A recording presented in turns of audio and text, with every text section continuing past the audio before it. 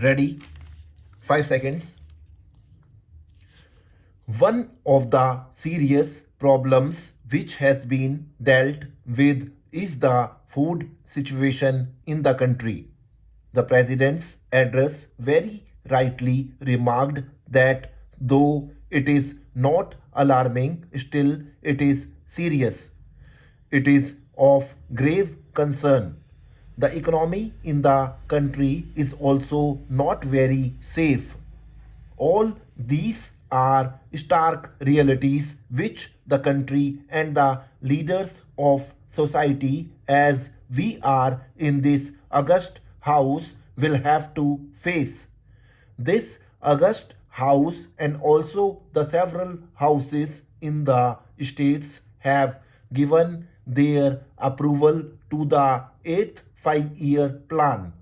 It has been approved and it is already working, though it is first year of progress may be very slow for several reasons beyond the control of the government of India.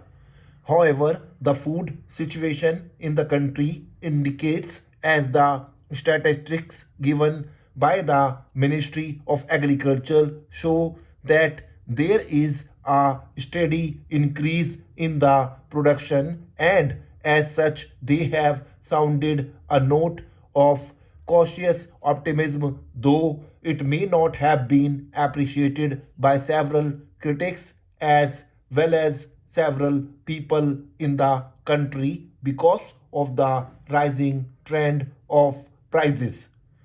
The rising trend of prices during the last 2 or 3 months clearly goes to show that the food situation is not satisfactory.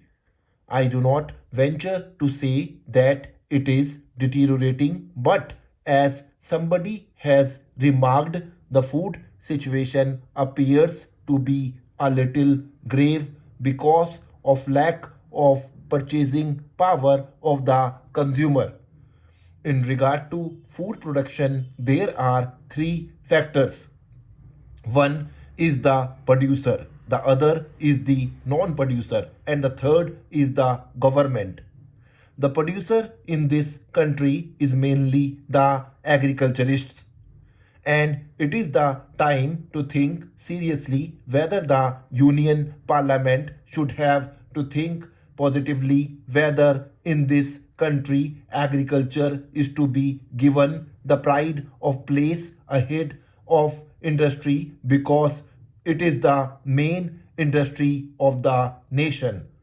There is a clear distinction between agriculture and industry, and as it has been said by an eminent economist, there cannot be better industry unless there is an improved agriculture. An improved agriculture needs several factors to be considered before we assail the producer in the country. Fortunately, very many speakers who preceded me have sponsored the cause of the producer, though the producer was not so much in the picture. The producers in this country can be divided into three categories. Sir, from my little experience of the rural areas, I can say that growing of food is not a paying proposition to the agriculturists unless and until the prices of food grains are guaranteed. Ours is a marginal production, and we have to see whether this marginal production is to be stepped up to the point of self sufficiency, in which case we have to see whether the producer needs any protection, whether guarantees can be given as regards the prices of food grains, whether parity of prices can be maintained for food grains vis-a-vis industrial products in our country. If these factors are not taken into consideration, then sir, poverty will not be liquidated, and unless and until we take the food problem as the vital problem of the nation, I think we will be day by day disappointed in our attempts to relieve the food situation. The food situation is becoming grave because our fast expanding money economy has put more money in the pockets of the people. I have no quarrel with it because the country needs to give relief to the persons who are not well placed in life.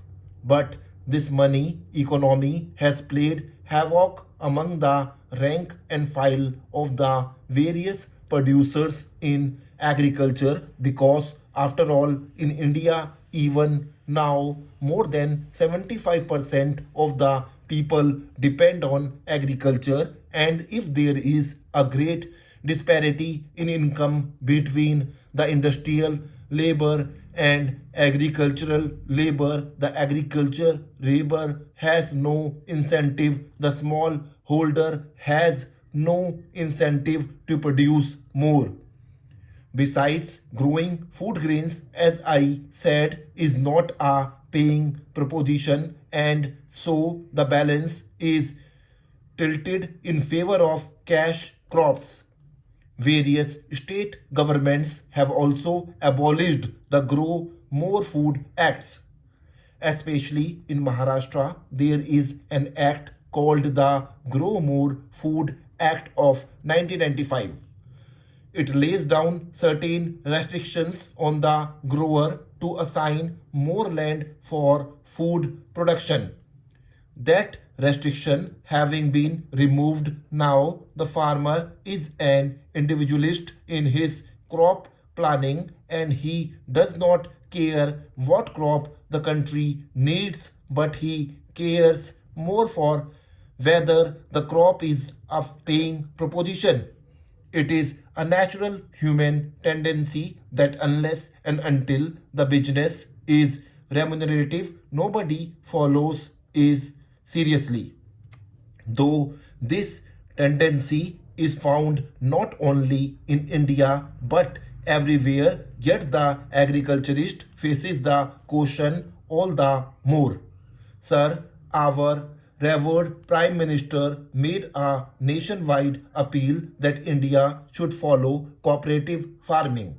Sir, cooperative farming still remains a dead letter, though there have been several eminent persons who have advocated the importance of cooperative farming.